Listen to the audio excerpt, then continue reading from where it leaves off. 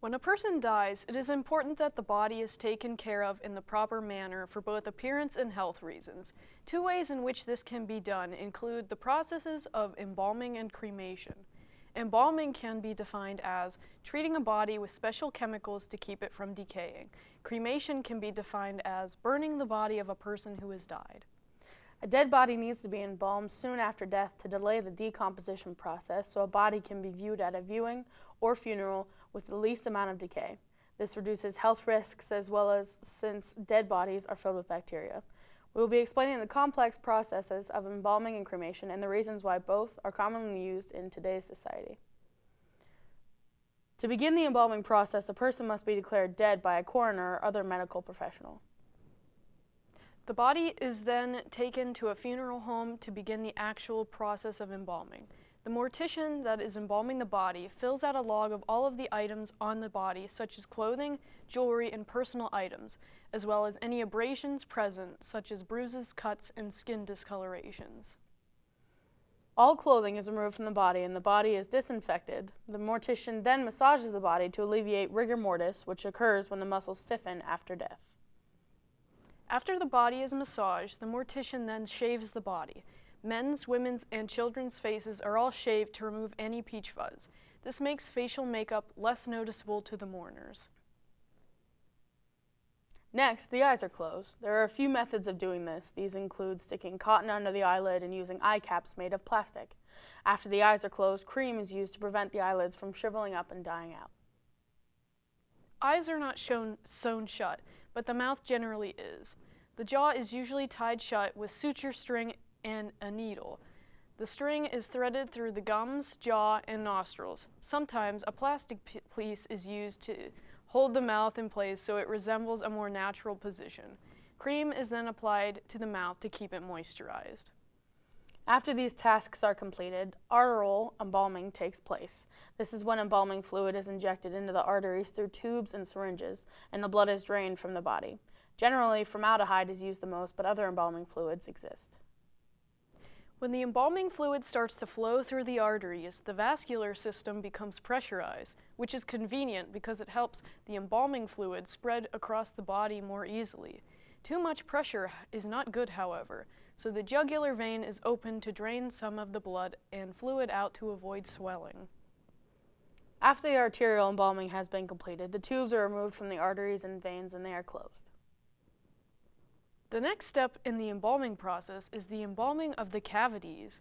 Since the fluids in the organs start to decompose as soon as the body is dead, bacteria starts to form and gases start to build up. This causes foul odors and the secretion of fluids through body cavities. The first step in cavity embalming is to suck out all the fluids in the internal organs in the abdomen. The intestines, lungs, bladder, and stomach are punctured to release any remaining fluids and gases. Those organs are then injected with a stronger embalming fluid. Sometimes, all of the fluid cannot be removed from the body, so seepage can occur. Cotton is generally inserted into the cavities to prevent this. If a person is autopsied, all of the organs are removed for inspection. After they have been inspected, they are either soaked in embalming fluid and placed back inside the body, placed in a bag and stored at the end of the casket, or they are cremated.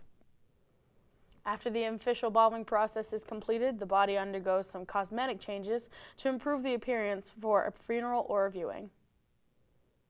If a body is deformed in the process of death, then the mortician can reconstruct parts of the body with materials such as wax, cotton, and plaster.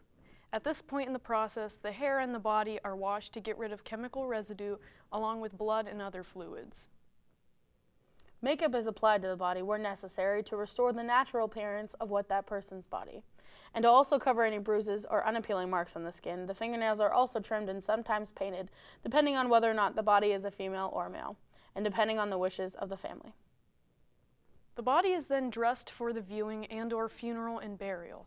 The attire is chosen by the family. After the body is dressed, it is ready to be put in a casket for viewing and burial purposes. It is important that the mortician places the body in the desired position as soon as possible because once the formaldehyde starts to firm up, it becomes very difficult to move the body. People choose the option of embalming due to various reasons. These reasons include both health reasons and personal reasons. Embalming is not generally required by law if a person wants to be buried underground, but if it is required if the person wants a viewing or funeral service. A body that has not been embalmed is a big risk to those who are exposed to it due to the large amounts of bacteria that is present in the body. Embalming is also required if a person wants to be buried above ground in a mausoleum or a tomb. Some personal reasons that a person may choose to be embalmed, including wanting a viewing or funeral service, wanting to be buried above ground, or personal preference. A person may choose to not be embalmed due to their religious beliefs or personal preference as well. Embalming is not the only process in which a dead body can be taken care of, however. An additional and important process in dealing with a body after death is the process of cremation.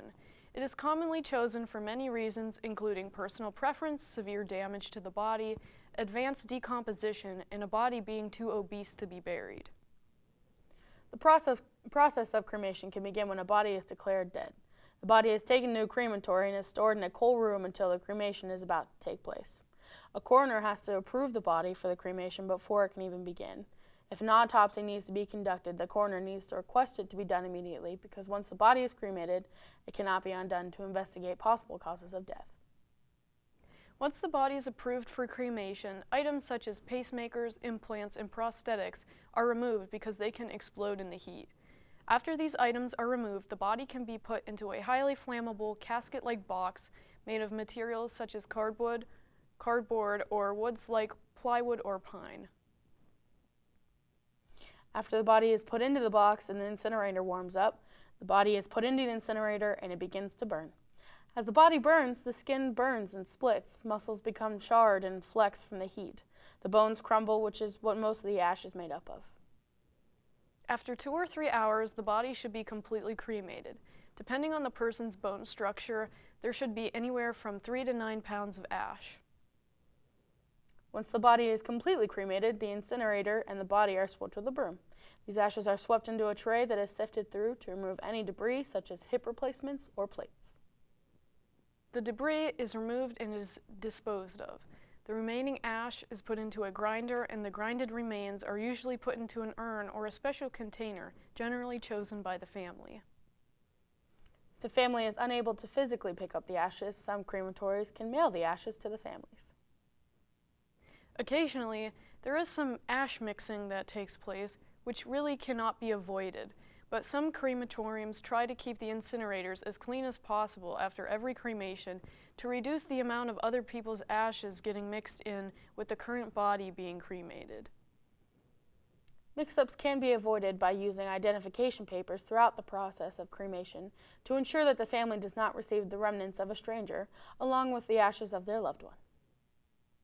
Ultimately, cremation is a very popular method of taking care of a body after death, and it is less invasive and less time-consuming than the embalming process.